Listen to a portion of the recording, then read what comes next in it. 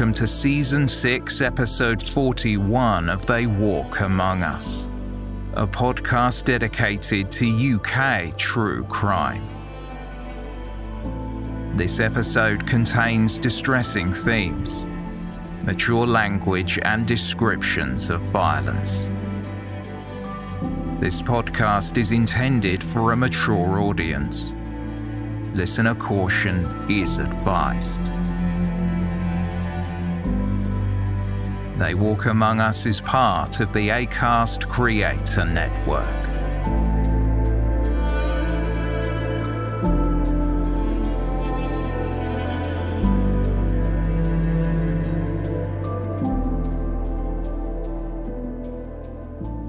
The enviable life of a socialite and her rich husband was not all that it appeared to be.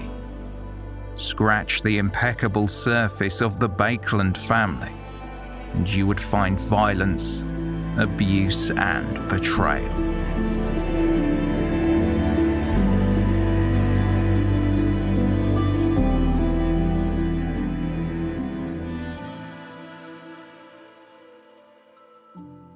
It was a cold afternoon in mid-November 1972 when the call came in. "My mother has fallen on a knife, and it has gone into her side," the man on the other end of the line told the operator.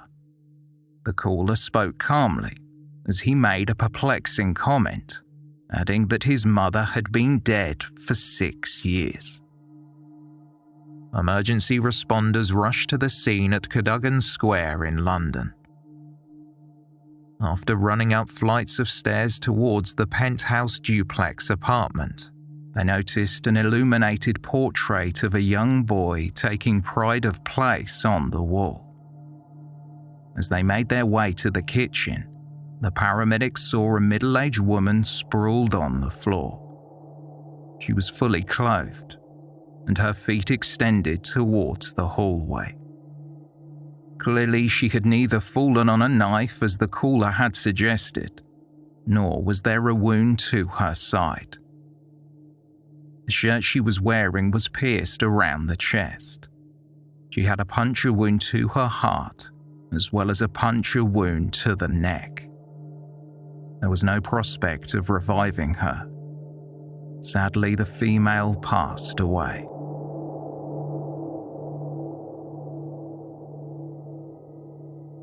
Once the victim was pronounced dead at the scene, the paramedics left the home while waiting for police to arrive.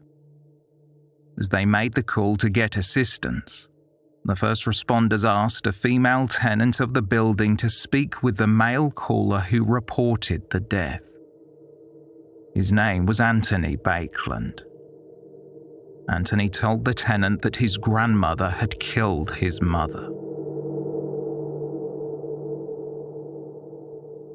Detective Superintendent Kenneth Brett was one of the first to arrive at Cadogan Square in Knightsbridge, an affluent area of England's capital. He was told that a maid had run from the home after a fight broke out between two of the tenants, 50-year-old Barbara Baekeland and her 26-year-old son. The maid informed the officer that Anthony, or Tony as he was affectionately known, had pulled his mother's hair, then threw her violently to the floor. The maid saw that Anthony Baekeland had his foot on his mother's chest, holding her down. He began to kick her and scream either in English or French. According to the maid, she became so afraid that she fled. During the attack, it appeared as though Barbara had attempted to run, but was unsuccessful in the attempt. What appeared to be the murder weapon had been left at the scene. A blood-stained kitchen knife was perched on the draining board. On the second floor of the home, Anthony Baekeland was in his bedroom. He was on the phone when a detective entered the room. The officer quickly realized the main suspect, the victim's son, was not informing loved ones of his mother's untimely death. Instead, he was ordering Chinese food. "We are police officers. What are you doing?" Detective Inspector William McPherson Carney inquired. "I'm just getting some food," Anthony Baekeland replied.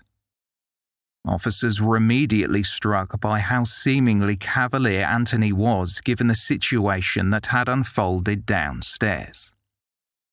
He knew his mother had been killed and was bleeding to death in the kitchen, yet he was in the bedroom quietly requesting his dinner. Anthony Baekeland was asked what had happened to his mother. His reply echoed what he said on the phone to the emergency services. She slipped on the knife. Detective Sergeant Nickel asked if Anthony Baekeland had witnessed his mother's alleged accident with the knife. He replied, "No, I was in Mother's room. She must have slipped. I heard a thud. Then I heard a gasp. It seemed for hours and hours." Anthony was asked if he removed the knife, as when his mother's body was found, the blade was discovered near the sink. He said he did not, and added he had no idea how it had got there.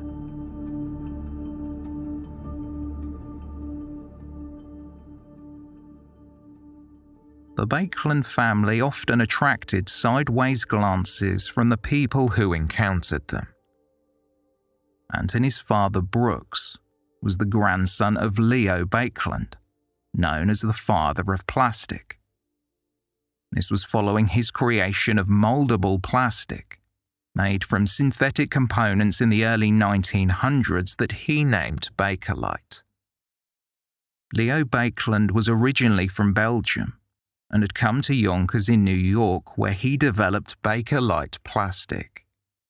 It was created from a polymerization of phenyl alcohol and formaldehyde. The initial product was either a thick liquid or in a solid but brittle form. Each would change under subtle temperatures into the final substance, which was strong, hard, and resilient.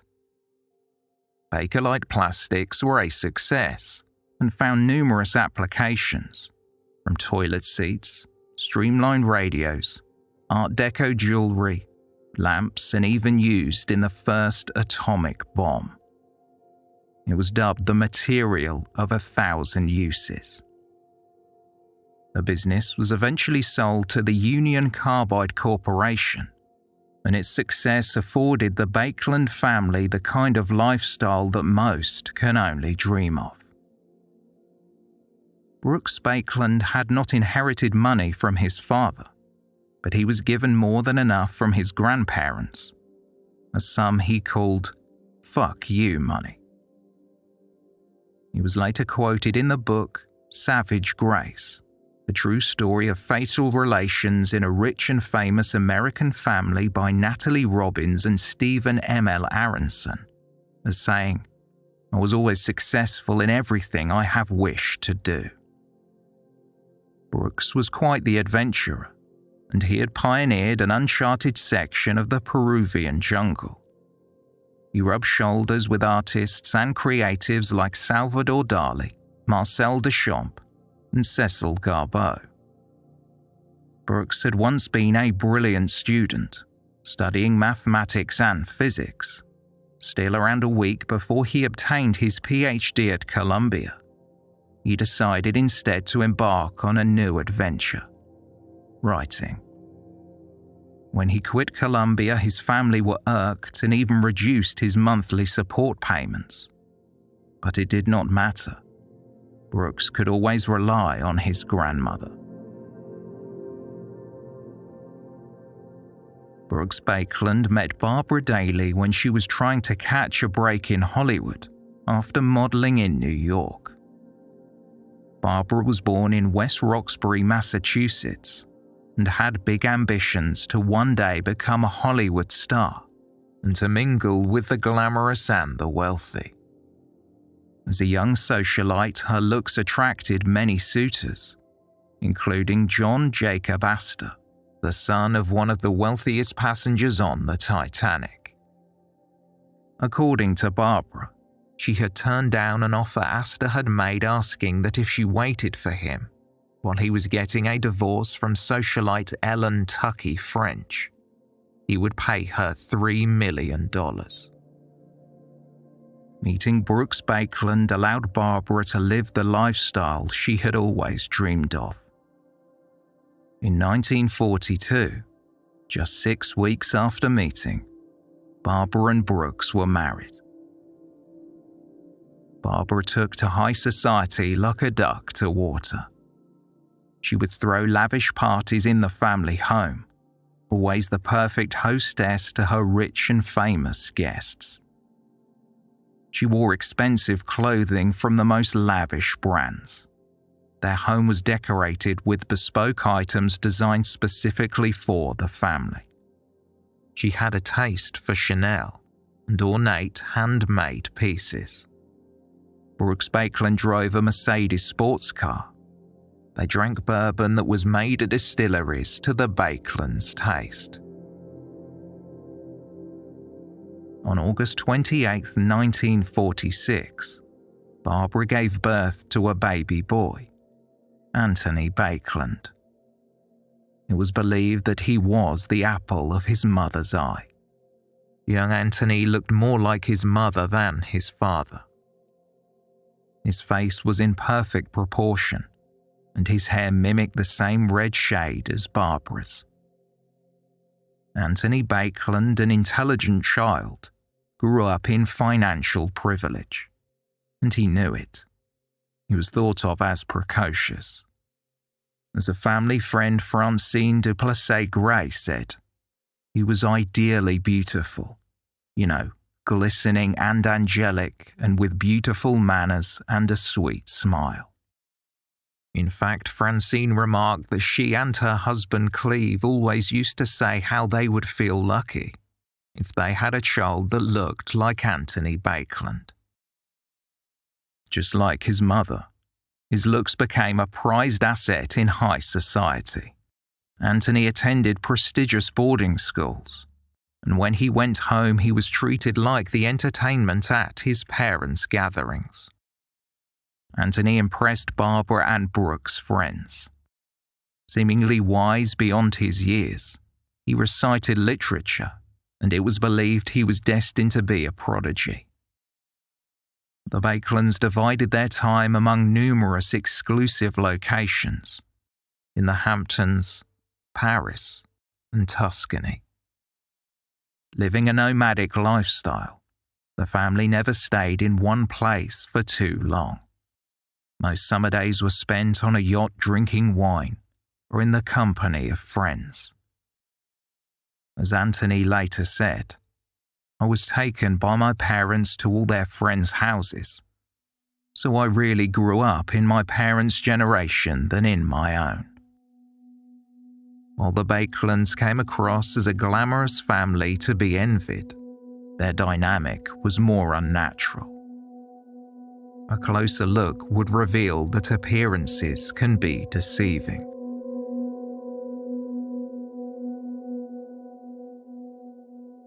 Life in the Baekeland home was chaotic and often centered around Barbara's pursuit of social status. She entangled herself in the lives of other socialites and those people she deemed worthy of her company. As a child, her son was mostly left to his own devices, and Anthony Baekeland would spend his time alone in his bedroom. He was talented, especially at composing poetry or painting. Still, Anthony struggled academically and was expelled from various private schools due to bad grades. By the time Anthony Baekeland was a teenager, there were signs that something had shifted in the young man. His drawings in art class were becoming increasingly graphic. Sketches of humans with blood dripping from their bodies, and even paintings of his own mother decapitated, with snakes wrapped tightly around her neck. Barbara Baekeland was also troubled. She attempted to take her life on at least 4 occasions by overdosing on aspirin.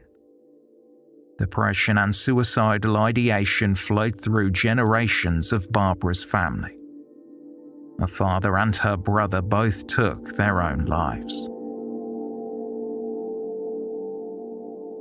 Despite the fact that outsiders believed that Brooks and Barbara Baekeland were the ideal couple, the marriage did not last. When their son was 22 years old, his parents separated. Brooks had met another woman through unconventional means. When Anthony Baekeland was 21 years old, he brought home a woman to meet his parents. Sylvie was 6 years Anthony's senior. It was the first and last woman he ever brought home. She ended up in a relationship with his father. Brooks, it is said, was so enamored with the young woman, he disregarded the feelings of his wife and son. Barbara was devastated. Her fourth suicide attempt would come when her husband and father to her child left for good. The marriage between Barbara and Brooks had been dysfunctional. While they appeared to have loved one another, they also despised one another in equal measure. They battled for dominance over their only child, which in turn tore him to shreds emotionally. Barbara's love for her son became obsessive. As a family friend Sam Green said, Barbara just thought Tony was the Messiah and the greatest child that ever was. Nobody was ever good enough for Tony. From a young age, Anthony Baekeland knew he was gay. According to his psychiatrist, Dr. Thomas Maguire, Anthony's first, quote, homosexual relationship was when he was 8 years old. By 14, Anthony was open about who he loved, but his mother Barbara did not respond well to the news. In fact, she responded in a way that was nothing short of horrific. The book Savage Grace details how instead of supporting her son, Barbara Baekeland decided to try and, quote, save her son from his homosexuality. She groomed Anthony and sexually abused him when her earlier attempts to hire women to convert him had failed. It is not clear how often the sexual assaults occurred, but Barbara made no secret of them, constantly telling friends about her campaign to rid her son of his so-called sins. Her abuse was picked up on by Anthony's father Brooks, and Barbara had even told him that she could cure their son of his homosexuality by taking him to bed. By this point, an aloof Brooks had decided he wanted nothing more to do with his former wife and their son.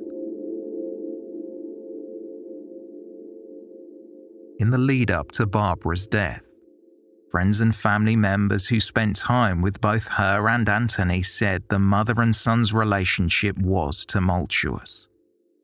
They often had fiery arguments, triggered by the most mundane of things, such as whether somebody was a good poet or not. Before the killing, in 1971, Anthony Baekeland had spent time in the acute psychiatric ward of the Metropolitan Hospital in New York, where he was diagnosed with schizophrenia. As per his record from the patient abstract system, he felt fearful, delusional, and complained about hallucinations. It noted his prior use of illicit substances. He began experimenting with drugs when he was 18 years old. This included marijuana, LSD, and amphetamines. A psychiatric report from March 1971 read in part, "Patient's family a strange and difficult one. Patient's father a rigid, moody person who is always right about any subject that comes up. Cutting and critical in his relationship to everyone and more particularly to patient. He eventually separated from his wife, patient's mother. and established a relationship with the girlfriend of patient, with whom he is now living. Patient's mother is a very beautiful, talented woman, extremely seductive in her relationships with men and with patient. She finds reasons to have him live with her, and alternates between extreme seductiveness and a strange sort of provocativeness, which drives patient to distraction. She speaks of suicide frequently to patient. Patient shows clear-cut indications of a thought disorder, has had delusions, some paranoid ideation. Although the entire picture is modified by drug use, particularly marijuana, the essential diagnosis is paranoid schizophrenia. Psychiatric hospitalization and psychotherapy recommended.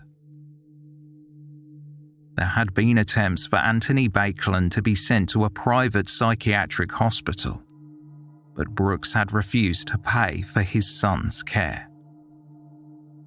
Anthony had been admitted to Metropolitan Hospital after he randomly attacked his mother, his grandmother, and his mother's friend Samuel Shaw. Barbara had called Samuel over to their apartment to help her deal with her son. At the apartment, Barbara asked her friend to call her son's psychiatrist, Dr. Justin Green, and Samuel Shaw left to go to a nearby payphone. When he returned to the apartment moments later, he sat down and spoke with Anthony, who had seemed to calm down. Samuel then went to the bathroom, but when he returned, he found Barbara Baekeland lying on the floor unconscious, with her son standing over her, with a peculiar grin on his face. When Samuel leant down to try and wake up Barbara, Anthony hit him on the head with a cane. When he came to, Samuel wrestled the young man to the ground, and as Barbara regained consciousness, she managed to call the police. It was decided Anthony Baekeland needed psychiatric help. Another psychiatric report from his stay at Metropolitan Hospital detailed some events from Anthony's childhood. Quote, "During his infancy, he is said to have screamed a good deal.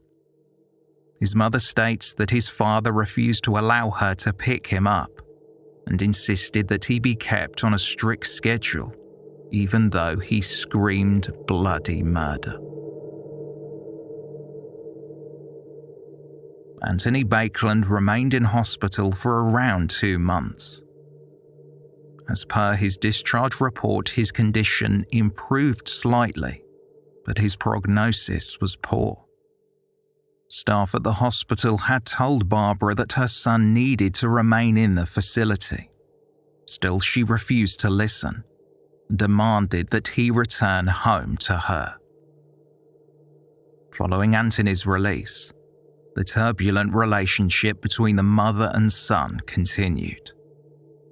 In January 1972, they got into another altercation after Anthony overheard his mother raising her voice at one of her friends. He rushed into the living room, accused her of being a whore, and in turn she accused him of being a homo. Anthony then grabbed a butcher's knife, and Barbara responded by screaming, "I dare you." It was a chilling prelude to what would occur 11 months later. Just weeks before Anthony Baekeland stabbed his mother in the heart, his psychiatrist had called Barbara to warn her that she was in danger if she continued to live with her son. Barbara joked that he had been murdering her since he was born, and did not heed the advice.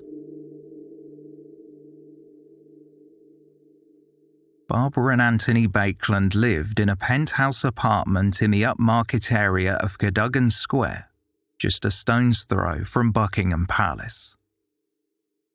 The Baekelands had been described by their neighbours as wealthy globetrotters. At around 5 p.m. on November 17, 1972, Anthony Baekeland was escorted to a police car and driven to Chelsea Police Station to be questioned on suspicion of his mother's murder. It was noted that there were multiple cuts to his hands. He was predominantly incoherent and made very little sense. Anthony started to speak about when he was a child. He had fallen off his pogo stick and said that things in his life had gone downhill since then. Anthony was asked when this happened, and he replied, "When I was 3. She's always trying to stop me. I see her in the air. She will not let me do anything." At the police station, Anthony Baekeland spoke with Dr. Stuart Carney, the general practitioner at the Grove Health Centre. Anthony was asked if he had any physical injuries. He said no, before replying that he could not eat bread because although it went down, it did not, quote, strike through. He then said that when he pisses, it does not feel right. Anthony Baekeland claimed that these ailments began when his mother took her life in Paris, around 4 years earlier. He said that she actually killed herself, but then she came back to life with the help of somebody else. Dr. Carney asked Anthony if he was having any treatment. Anthony said he was seeing a Dr. Cooper. When he was asked where, he replied, "I see him in the air." Later, Anthony Baekeland would speak with Chief Inspector Kenneth Brett. While he initially denied he had stabbed his mother, Anthony later made a confession. When Chief Inspector Brett asked Anthony how his mother received the stab wounds, Anthony replied, "I stabbed her." He told the detective that he used the big knife. Inspector Brett asked if Anthony's mother spoke to him at all during the assault. He replied that she told him, "I am dead." Anthony's signed confession read, "I stabbed her. I hadn't been planning this, but I think she was. I think she has been making me angry so that I would kill her. She has been stopping me doing what I want, and she has been getting me through the radio, and I can only switch it off if I really concentrate. She has been like this since she killed herself 3 or 4 years ago. She even tried to stop me when I tried to jump through a window to get some cigarettes. She was there in the air. How long she was in the air? She said that she was death. I painted that picture. It was called The End of Everything. I think maybe she won't come back this time like she did before. That makes me happy." By the following morning, newspapers throughout the United Kingdom as well as across the Atlantic had picked up on the grisly killing. One sensational headline read, "Mum is slain, Nab yanks son."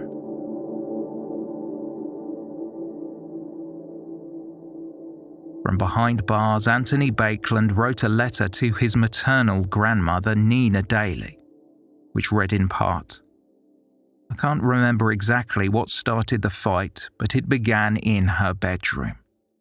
Then she went into the dining room where the maid was ironing and began to write something on a piece of paper.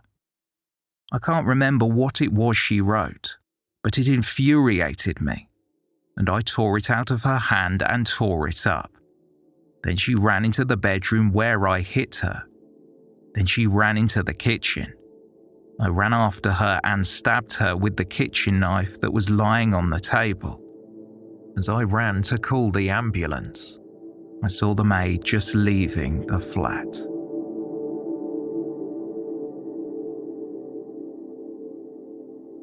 After being charged with murder on November 20th, Anthony Baekeland was remanded into custody at Brixton Prison.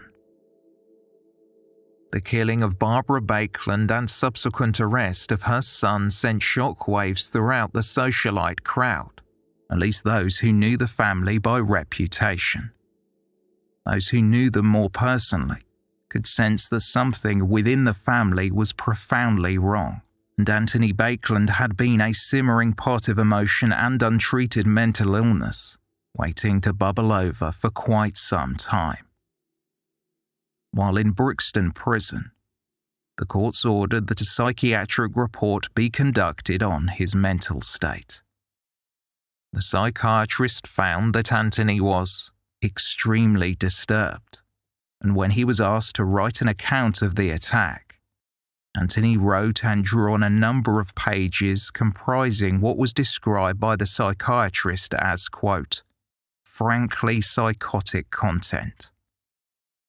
The psychiatrist reviewed depositions and reports from 5 other psychiatrists who had examined Anthony Baekeland throughout various periods of his life. The doctor wrote, "The history based on these reports is that Baekeland is an American subject, an only child brought up with his parents in New York till about 11. His father is a brilliant, wealthy man who has never actually done any productive work, though he made one expedition to South America and wrote an article about it." The psychiatrist described Anthony's mother, Barbara, who had been stabbed to death, as a, quote, hysterical, narcissistic, and impulsive woman, quite incapable of giving a child the minimum of maternal security. While in custody at Brixton Prison, Anthony Baekeland was placed on a treatment plan. The psychiatrist wrote that this helped tremendously. After a while, Anthony began to write to friends and family that he felt much more like himself. In a letter to family friend Anne Hare composed during January 1973, he wrote, "For a while, I didn't know whether I was coming or going.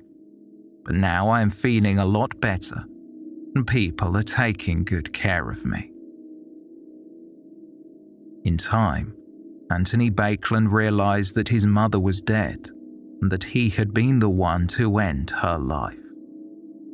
He confided in his loved ones that he found himself dreaming of her quite often, adding that when she came to him in his dreams, she told him that she was not angry with him for what he had done. In anticipation of his impending trial, the court-appointed psychiatrist wrote that Anthony Baekeland required, quote, further medical treatment, but the prognosis for his leading an ineffectual but socially acceptable life under medical supervision is probably better than for some time. This treatment could well be provided in the USA. There appear to be 2 possibilities: to ask the court to make a deportation order and give a short sentence of imprisonment.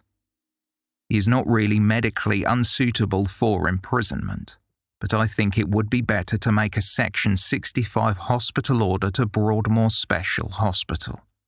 He would very soon be ready for discharge, and his transfer to medical care in the USA could be arranged fairly simply. In either case, he would be likely to spend about a year in England, and better in Broadmoor than prison. During the first week of June 1973, Anthony Baekeland stood trial for the murder of his mother Barbara. The trial held at the Old Bailey was short, at only 2 days.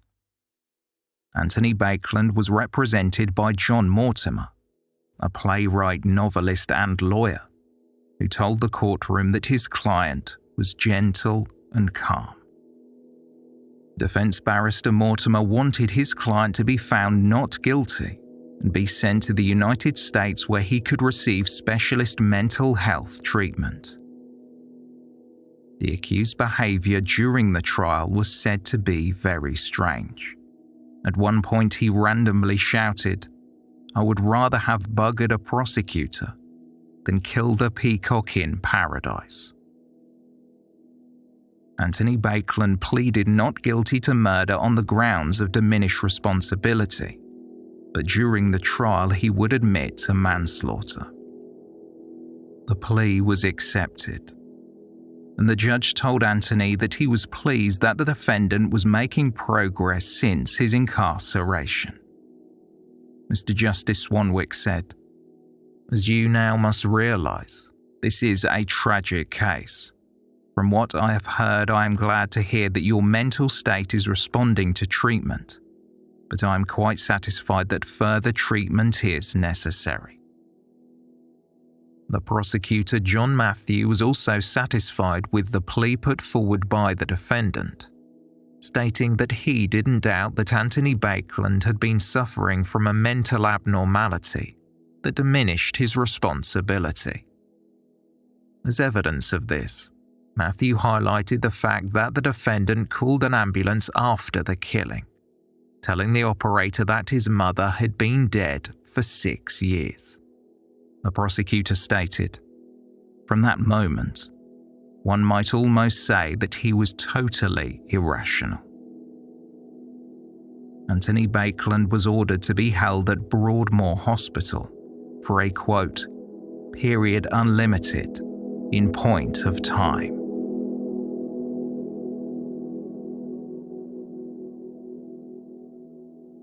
Broadmoor Hospital was established in 1863 as Broadmoor Criminal Lunatic Asylum.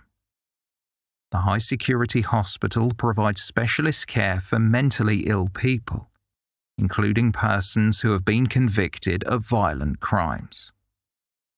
It was built within the picturesque countryside of Crowthorne in Berkshire to a design by Sir Joshua Jebb, who was an officer for the Corps of Royal Engineers. It was set among 53 acres and was England's first criminal lunatic asylum. Broadmoor Hospital opened its doors after the Criminal Lunatics Act of 1860 passed, also known as the Broadmoor Act.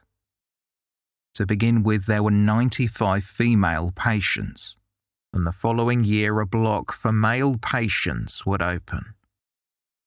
Patients were given the best treatments that were available at the time, but over the years this has changed tremendously as the understanding of mental illness advanced and the perception of mental illness gradually changed.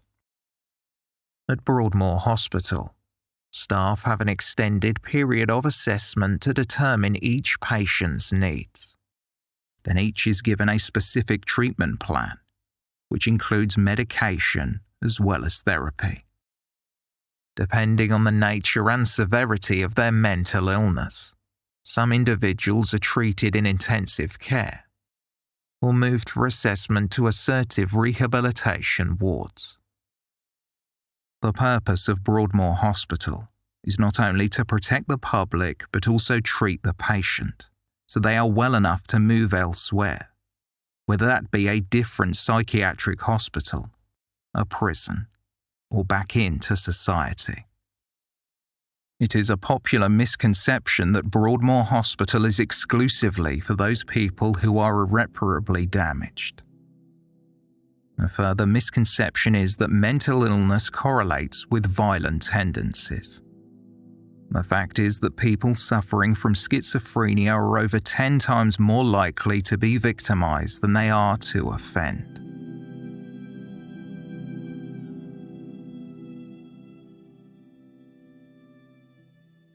Anthony Baekeland pulled up outside Broadmoor Hospital in a prison van on June 8, 1973. At the time, there were around 750 other patients sectioned there. Over a quarter of those had committed murder or attempted murder. Anthony was accompanied to a special admissions ward so that his psychiatric condition could be assessed. He spent the first 2 months there before being transferred to Cornwall House, another section within the grounds of Broadmoor Hospital. Here Anthony stayed in a dormitory that he shared with around 60 other patients. Every single aspect of each day was supervised, from the moment he woke up to the moment he went to sleep. Anthony Baekeland's doctor, Dr. Thomas Maguire, said that when he arrived at Broadmoor Hospital, Anthony was severely ill, so much so that the patient even needed assistance dressing himself each morning and going to the bathroom. Anthony frequently spoke about his mother, and Dr. Maguire believed that Anthony expressed genuine remorse over what he had done. A treatment plan was put in place, which included medication 4 times a day as well as strong tranquilizers. After a while, Anthony was allowed to pick several occupational therapies, some of which included radio making, metal work, carpentry, and pottery. Patients at Broadmoor are permitted to play various sports, such as tennis and football, but Anthony Baekeland much preferred spending his time reading and working in the handicraft shop. He enjoyed working there because it offered him the freedom to paint. Anthony was confined to Broadmoor under a Section 65 restriction order, which meant that every 2 years he would be entitled to a review to determine whether he could be released back into society. At his first review, he was still considered a threat, but he was granted permission to be moved to Gloucester House, where patients were given more privileges. However, he was soon moved back to Cornwall House, when it became apparent that Anthony was not ready to be moved. Over time, his psychiatrist believed that he was improving mentally, and Anthony truly immersed himself in life at Broadmoor, eventually becoming part of the community group, the Broadmoor League of Friends. Dr. Maguire described the patient as a very kind individual, especially when it came to money. In the canteen, Anthony often spent his own money on the other patients, or simply gave his own food items and luxuries away if asked. This led to his money eventually needing to be placed under the protection of a court-appointed guardian. After 3 years at Broadmoor, Anthony Baekeland began to ponder whether he would ever be released. He spoke about wanting to become a teacher and told friends he would like to move to Mallorca, where he and his mother had lived together for a period of time.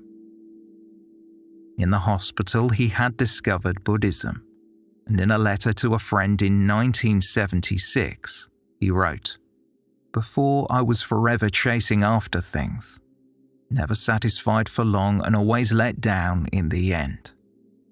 Now that I have stopped grasping and clinging to the world and the ideas and concepts of the mind, I feel free and peaceful as never before. I have completely stopped forcing myself to do things because I just accept them now as they come to me." After 5 years, Anthony Baekeland was still considered severely mentally ill, but by 1979, his mental condition had seemingly improved. Anthony was taken off his medication, and authorities determined that he was quite rational, quite reasonable. By late 1979, there were talks of release.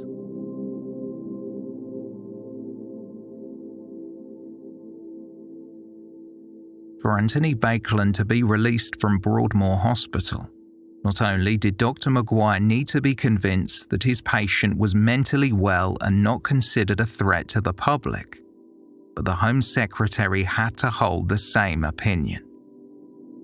They did. Anthony was released on July 21, 1980, after serving 6 years. A number of his friends had petitioned to have him released. They believed that his issues had died along with his mother and felt he would be much happier at home, where he could receive one-on-one treatment by a psychiatrist. Following his release from Broadmoor, Anthony's 88-year-old maternal grandmother Nina Daly arranged for him to be released into her custody, much to the dismay of the majority of his family, who believed that Anthony Baekeland was a dangerous individual and still mentally disturbed. Nina had stood by her grandson and had petitioned for him to be released. She visited Anthony frequently while he was in the hospital. Nina always made sure to bring him some food, often whatever fruit was in season, and steak, that she was allowed to cook in the kitchen for him, under the condition that she cleaned up afterwards.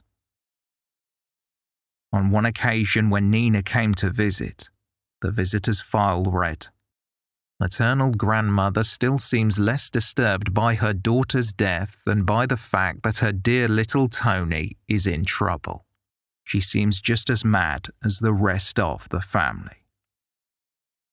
Nina Daly firmly believed that the killing would never have occurred if Brooks Baekeland had not run off with Anthony's friend Sylvie.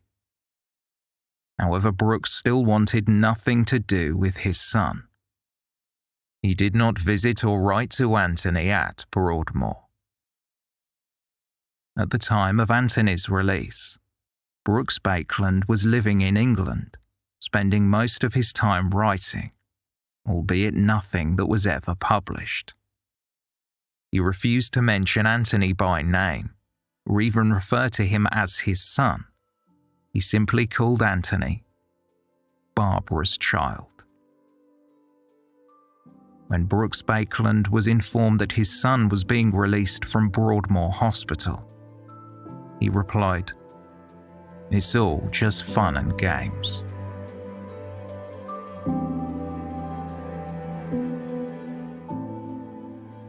After being rebuffed by his father, it was decided that Anthony Baekeland would move to New York City to be with his grandmother Nina. This was despite concerns from Dr. McGuire that Anthony would struggle to readjust in the United States, as he was essentially on his own. When he left Broadmoor, Anthony Baekeland was taking no medication, despite the fact he had been diagnosed with schizophrenia.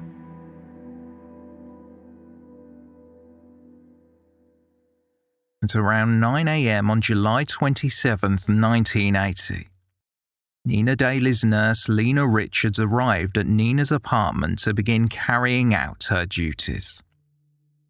She knocked at the front door, which was then flung open by a frightened Anthony Baekeland. "Lena, quick, get the police," he shouted. "I just stabbed grandmother." Police rushed to the apartment. Sergeant Joseph Chinier was one of the responding officers. When he entered the home located on East 74th Street, he was met by Anthony Baekeland, who was coming out of his grandmother's bedroom. "She won't die," he shouted at the officer. Anthony Baekeland was handcuffed as the first responders approached Nina's bedroom. Her screams echoed throughout the apartment. Officers found her lying against one of the walls, blood seeping through her nightgown from several wounds to her chest. Nina had been stabbed a total of 8 times in her chest, arms, and hand. She had a fractured collarbone, multiple fractured ribs, bruises, and abrasions. However, despite the numerous injuries, her age and frailty, she was still clinging to life. She was semi-lucid as Nina explained to officers how her grandson had been playing music constantly since he moved in and was always on the phone. She also revealed that Anthony had created a memorial for his mother, including black candles and her ashes. Nina Daly was rushed to Lenox Hill Hospital. She told one police officer that she still loved her grandson and did not want anybody to know about what happened. Even as she struggled to breathe, she still wanted to protect Anthony. "I loved him so much, it didn't hurt," Nina would later say. Anthony Baekeland had only been living with his grandmother for 6 days when he attacked her.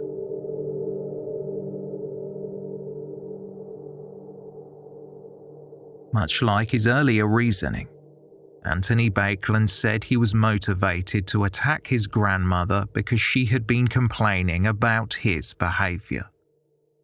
Down at the Manhattan Central booking station, before he was read his Miranda rights, he had confessed, "I stabbed her. She kept nagging. I asked her to stop. I threw the phone at her, but she continued to nag. So I got the knife and stabbed her."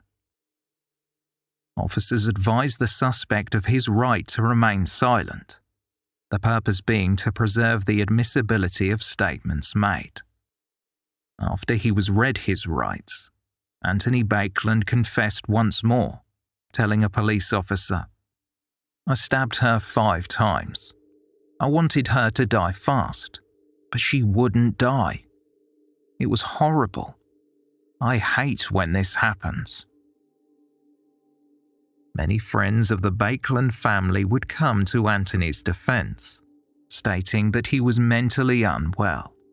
However, his uncle Dr. Frederick Baekeland would reveal that he had warned doctors at Broadmoor Hospital against the release. He believed his nephew was still a danger to others. The doctor said, "There were no proper follow-up plans from our point of view. He was dumped. I have known his grandmother for many years, and she is lying in a hospital bed unnecessarily." Dr. Frederick Baekeland was a professor of psychiatry at New York State University, and he blamed staff at Broadmoor for the attempted murder. He said he had written numerous letters to the hospital, warning doctors not to release his nephew, but Dr. Baekeland said that each letter was ignored. According to Anthony's uncle, doctors at Broadmoor should have seen the warning signs, including the bizarre words his nephew was writing in letters addressed to his family members. At the time, Dr. Baekeland did not elaborate any further, but said, if a man off the street had read those letters, he would have called them crazy. In one letter to a family friend that was later released, Anthony Baekeland had written, "I don't understand why, but I feel a murderous hatred towards my fellow men. I feel that they are holding me down." This letter was authored during his first year at Broadmoor. There was also a letter Anthony sent years later to his father, in which he wrote that if he were ever released, he would come and kill Sylvie. Dr. Baekeland further revealed that staff at Broadmoor had confirmed that they would set up a halfway hospital in New York for Anthony Baekeland to live in, so that he could get used to having his freedom. However, this was never arranged, so upon his release he went to live with his grandmother. Anthony Baekeland became the 7th person to commit a serious offence after being released from Broadmoor Hospital.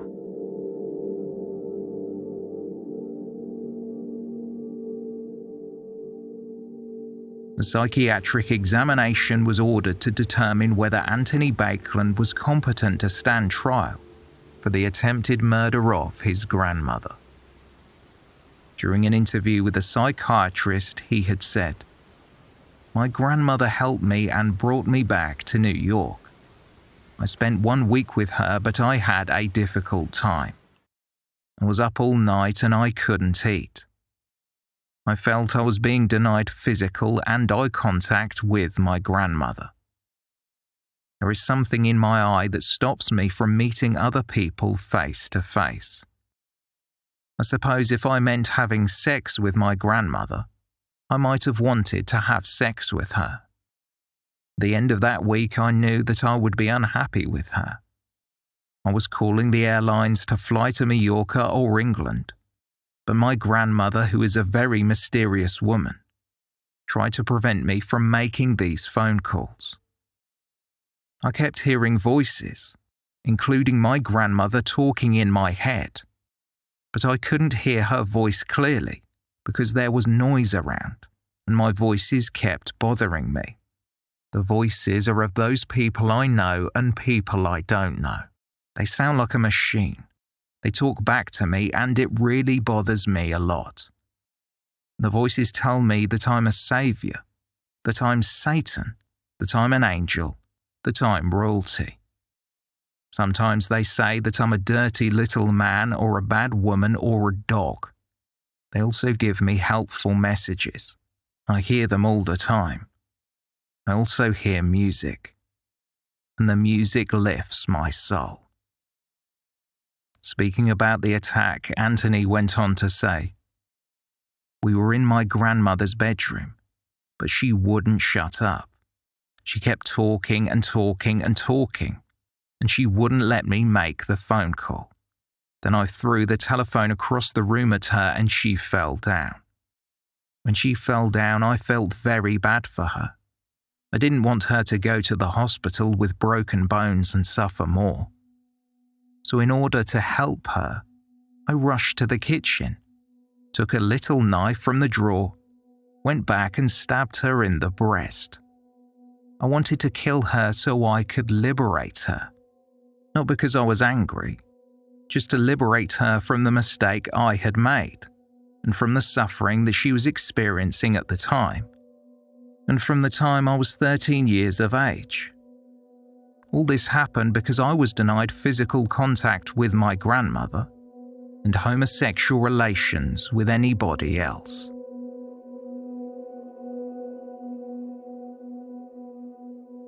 Anthony Baekeland explained that he knew his grandmother had survived because she could talk to him using a special power.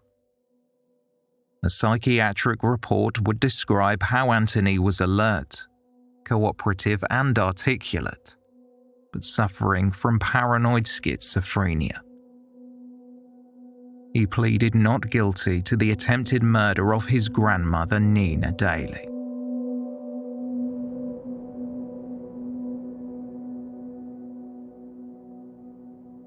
On March 20th, 1981, Anthony Baekeland appeared in a Manhattan courtroom for a hearing.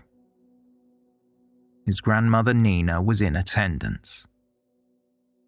When he entered the court, Anthony glanced towards her, waved and then blew her a kiss. It was the first time he had seen his grandmother since he attempted to kill her.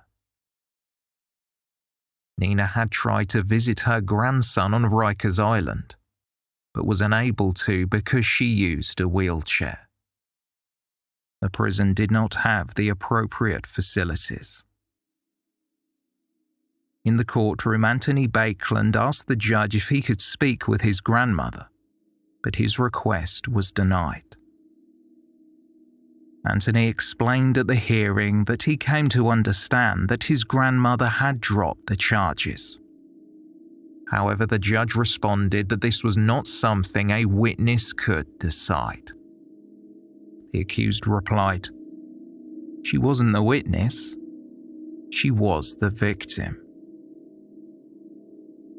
After the hearing, Anthony Baekeland was returned to his cell on Rikers Island and scheduled to attend his trial on April 16th. He was upset. Anthony had anticipated being granted bail at the court hearing, but his medical files had not arrived from the United Kingdom, so his release was not granted. He requested to be locked in his cell. Around 30 minutes later at 4:40 p.m., an inmate making routine checks approached Anthony Baekeland's cell and called out his name. He did not respond. His feet could be seen poking out from underneath his blanket, and at first it looked as though he was asleep. When there was no response, The inmate opened the door and pulled off the blanket. Anthony Baekeland was lying in bed with a plastic bag over his head. The drawstrings were pulled tightly around his neck, and there was vomit on his shirt. A nurse attempted resuscitation, but to no avail. Anthony Baekeland was pronounced dead.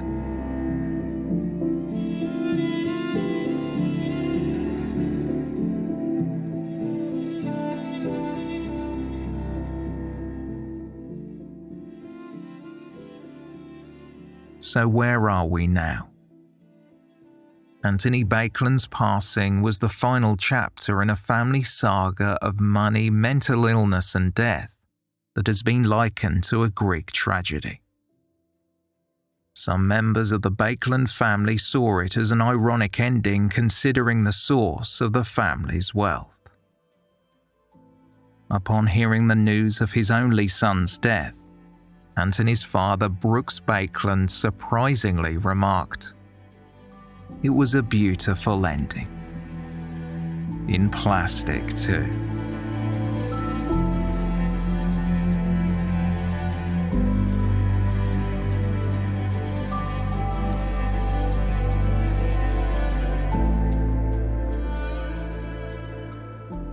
Thank you for listening, and special thanks to our Patreon supporters. Make sure to check out our companion podcast series, They Walk Among America, covering tales of murder and mystery in the United States. Just search for They Walk Among America on your favorite podcast player.